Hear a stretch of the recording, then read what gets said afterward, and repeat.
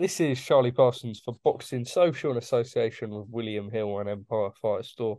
It doesn't feel strange, but it does at the same time. Greg, we did one in Guadalajara and we keep in touch regularly, and now we're sat down for a little interview. Always good to see you, my friend, this Saturday afternoon. Not very summertime weather here in England. How are you, mate? I'm good. Yeah, it's good to catch up again. It's been a little while, so it's nice to have another chat. Yeah, enjoying the rain. Oh no, I know. That's what winter's for. But look, let's go straight into it. Very recently, you were appointed the head of sort of, I suppose you call it like, I mean, you describe what you're doing with the Matchroom Gym, and then I always see it as sort of like therapy in a weird way, but athletes Mm, don't always like seeing it as that. mm. Um, I know that you work with a lot of the athletes, Connor Ben, John Ryder, etc. You know, whoever you look out for. Why did this appointment on a permanent basis make sense to you and the team? I think it was more down to Tony Sims really, in terms of how much he likes to evolve that gym. And he likes to build in um, modern techniques into old school theory, and it works. And I think him and also Charlie Sims being the manager of a lot of the fighters in the gym, and they believe in having some sort of mindset expert involved with the gym, and I think it come from there really, like Tony being accepting to it and bringing me into the team. Greg, when you look at sort of when all this path started for you and the position that Mm, you're in now, where you're able to sort of liaise with the athletes, where the athletes can come to you when they're at the mm. sort of, not even at their hardest points, but the points where they need that little bit of guidance. That must be a sort of real proud moment. Yeah, I mean, it's something I've worked on for a long time. It's something I'm very passionate about, helping other people, and I love sport. So it's good to bring my experience into that world, and it's a lot to do with probably like best way to describe it. A lot of people coming to me now to do with prevention rather than reaction. So a lot of fighters are working with me. Most of the guys in the Matchroom Gym who I speak to, it's more about preventing anything affecting them rather than anything specific. Some people do come to me for specific things after something that may have happened that they didn't like from last camp or something. And then, but a lot more of them now are coming in terms of saying, like, I just want to make sure I stay on track. John Ryder's a good example of that.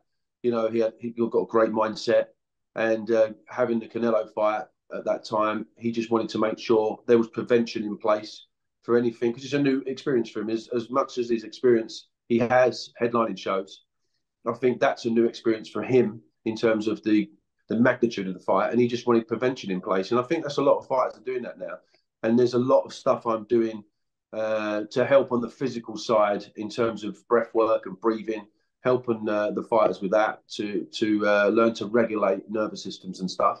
So yeah, it's not a case of all sort of therapy type stuff. It's more to in terms of prevention, but there's a lot of stuff I do, different things rather than just one specific thing now. Greg, it's interesting you talk about prevention, right? Because I feel like years ago, we come from a very working class sport, and it's always like times very rarely change, thought process very rarely change. When you see the world moving, boxing is almost like one of the things that stays the same. Prevention is something that's so interesting, right? Because a lot of people say, well, if it ain't broke, there's don't no need to Mm, change it or anything. But there is so much that you've taught people like John and people like Cyrus and other people that you work with. Then in reality, there doesn't actually have to be something there. It's little things that you can tune into yourself. You talk a little bit about the breath work. How mm, important is that? And then also for them, when they think everything's perfect, then coming to the realization that actually there is something else that they can adapt to mm. their game. Yes, a lot of people come in based on sort of seeing the other fighters like Ryder and Cyrus, and they're interested in the prevention side of it, of making sure that as they go through their career that things don't affect them as much as what they could have done if they didn't have the tools to adapt to it. And then there are obviously, of course, there are people that have issues in camp that they want to work on, and after the events happened, they'll come and I'll work with people that way. And yeah, I mean, the Matchroom boxing gym as the head of mindset performance At the same time, I work with fighters in Yeah, other camps. You know, that's just a role that Tony's come to me with, and one that I took. And but yeah, it's good to see people, young people as well, looking at how to prevent certain things and working with them on that. let me touch on Maisie and George, and this will be the same Yeah. to all the younger guys that you work with, who not necessarily have experienced mental troubles or whatever, but um, I remember one of the first things that you told me is it's normal to get nervous when you're just Mm, about to fight someone. It's normal mm, to have all of these feelings, and that is your mm, body giving you a sort of natural reaction. But it's about how to process these. It's not sort of you're not going in here and saying, look, it's not okay to feel like this. This is how you never feel like this again. You know, emotion is something that very much these fighters are going to be having. mm. It's almost like controlling that, and we talk about the breath work and almost being able to channel that to maybe pull out another gear in them, perhaps. Yeah, totally. I mean, first of all, anyone that's a professional in any sport has a great foundation of mindset. You know, mindset's a very broad thing. You know, it's there's so many levels to it, and yeah, I think it's a lot to do with identifying emotions and realizing all emotions are good. All emotions are good to have. It's a human process. You know, even anger and you know anxiety, nerves, all these sort of things. It's just feeling them, understanding when we're feeling them, and knowing how to turn them into a power and getting an extra level out of that. You know, a lot of the breathwork techniques I'm working with now with the fighters is adding like 20-30% oxygen release in their body. So it's actually adding to their cardiovascular work ethic. And, you know, the people I'm working with are getting PBs in their 10Ks and 10 miles and sprints and stuff like that. So it's a lot to do with a physical aspect as a mental, because it all comes from the brain, right? So, you know, these guys will train boxing, they'll train S&C, but the most, you know, valuable thing that makes them all work is the brain. And not a lot of people are training their brain. So it's about learning about the brain, using it as a tool, and then bringing that, sharpening that as well, because it controls. So regulating the nervous system as well, which helps with identifying emotion. And yeah, it's definitely from what I see, adding an extra 1%, which is what I always say to them. I just want to find that 1%, whether it's in sleep patterns, in how they breathe, you know, everything, and how they identify emotions, and then helping them with that. Let's talk a little bit about you did a podcast recently. I think your Mm, first one, and you were able to sort of sit down, gives you a long period to go through stuff, and mm, um, not so much on you. I mean, obviously, when you work in the sport, you're going to be doing more stuff like what we're doing now and more mm. podcasts. But is it now nice to not only not be recognized for your craft, but be able to sort of push it into a narrative where people can understand and it's becoming more accepted? I mean, myself and you have touched on before, you know, 10, 15 years ago, this probably wouldn't have meant anything to you. And Mm. it's now sort of starting to channel that how important it is into other people's lives as well, and something that can also be accepted. Yeah, no, I think that was a great platform to talk on with Jules and Declan, and they touched on some really good questions. And yeah, it's not normal for me to sort of do interviews and stuff, but there is an element of recognition in it, which is a good thing because, as we spoke about plenty of times, this is all to do with strength. There's nothing in terms of weakness involved with this, but there is a stigma of that, and I think in sport generally, from what I've got from working with people in different sports away from boxing, there is an element that's a bit behind, but Yeah. normally boxing's the thing that's a bit behind other sports. You know, like S&C's like 5 or 6 years old, and that's changed the game for a lot of fighters in the boxing world in terms of their athletic performance. And it's the same with this, and it's but the fighters are just taking it on. You know, they get so much from it, and you know, it's something that's going to become more and more acceptable. And you know, I guess me speaking on interviews like this and podcasts is going to help people to understand what it is and not what they think it might be. Specifically to Cyrus, only because he's got a fight date emerging. We believe George and Maisie will also probably feature on that Anthony Joshua before the bell section on the undercard. But Cyrus specifically, he's got his date announced. the minute I spoke to him about his work with you, he was very open about it. What sort of stuff are you going through, camp? Obviously, without going into his story too much. For him, it's not so much just prevention, but also things that have happened to him in life Mm. before, channeling a bit of both. For a fighter like that, now you're working with him, I believe. Is this your third camp you'll be with Third him? camp, yeah. Third camp Third you'll camp. be with him. What are you starting to realise and what differences and what can you apply? Obviously, there's a lot of pressure on this one and the last one. He's now starting to step up and go through the ranks. It'll be different stuff that he's feeling. Yeah, no, totally. He's someone that actually has a great mindset, and he teaches me stuff. If I'm honest, Okay. he's got a great level of a spiritual level, I'd call it, and he's very wise to a lot of mindset stuff. So it's great working with him in that sense. Um, but no, we go back over each camp. Every camp, we find out what didn't work, what does work, and we eliminate certain things. And we work a lot on the breathwork stuff for the physical and the spiritual side, you can call it, to help with nervous system regulation.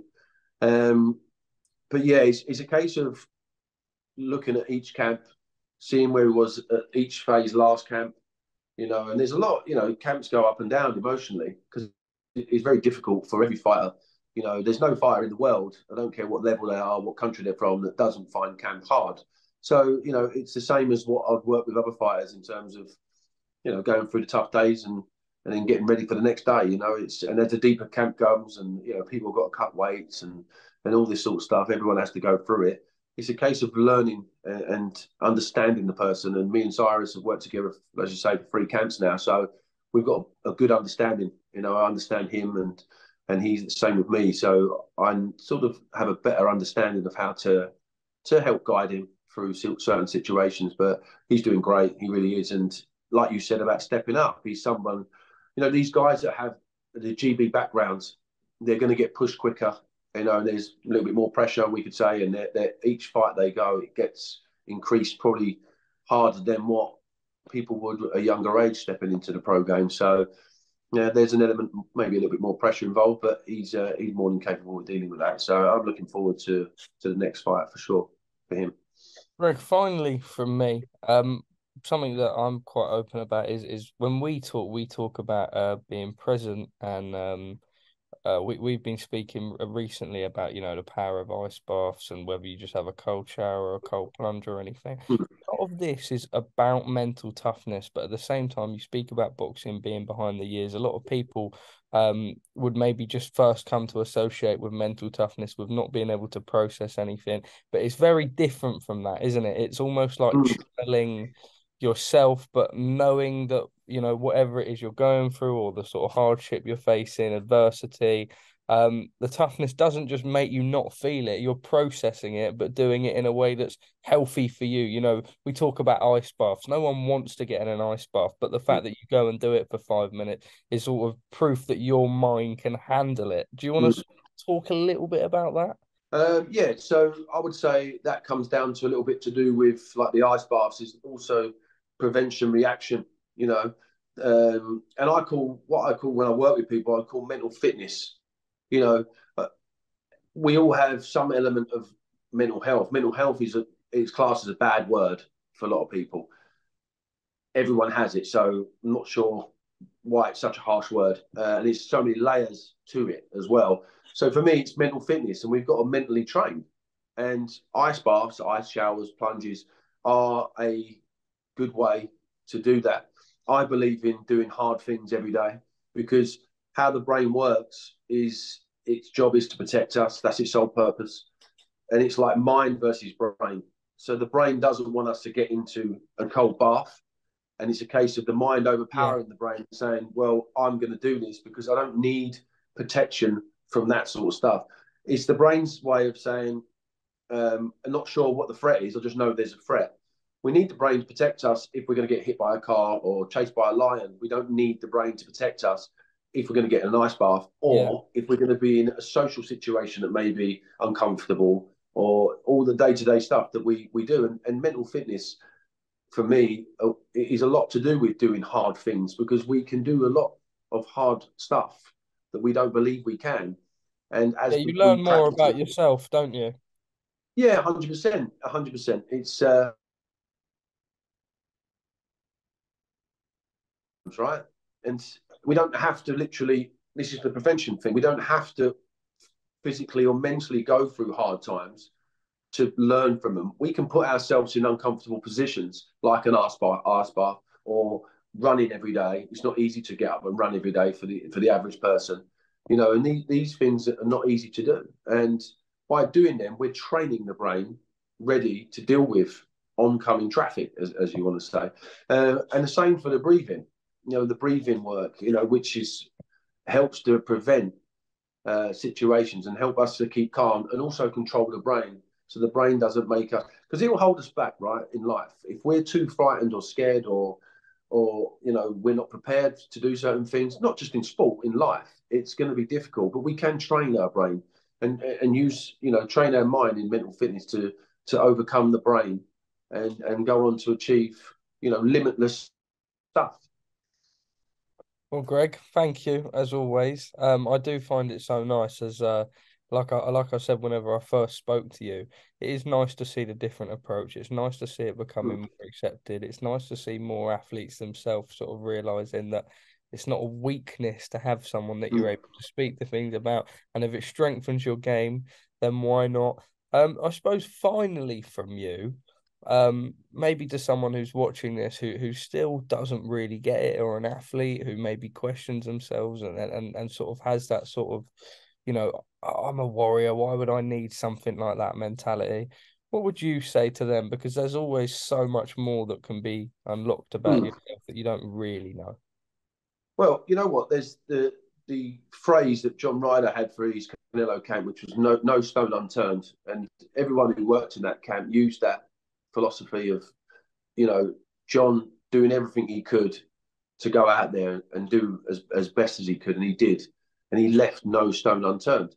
And John come to me with a prevention mindset, right? And he wanted to protect it. I would say for other athletes that have the warrior mindset, it's great, but at the same time, there's always something that can be worked on. I don't just do counselling with people in therapy. It's a case of I'll go through people's sleep patterns. I'll learn about how they breathe in the gym and learn how they breathe when they fight and help them to change that. Most fighters don't breathe right, if I'm honest with you. But it's something that can be taught. And as I said earlier, you can get an extra 20-30% oxygen release for your body from doing it. But yeah, there's loads of avenues to go down. And I think it's a case of athletes finding out where they can get extra 1% from. They've got their nutritionist, they've got their boxing trainer, and they've got their S&C guy. Where's the next level coming from? Because they're going through the levels. They need to think, where's the extra 1% coming from? And it's going to come from the brain, the mind, and how we work. Well, Greg, thank you. As always, the platform is here. I'm sure we will catch up on AJ Fight Week, and then again Yes. in Birmingham, more specifically to the current Yeah. athletes. But yeah, as always, thank you for your time. And yeah, You're I mean, welcome. from me on a personal note, it's so nice to see that it's taken more seriously. I saw the wonders of how it worked out in Guadalajara. So yeah, here to stay, Greg. Good. Mate, great to catch up with you, and I hope to speak to you soon. Top man. Cheers, mate.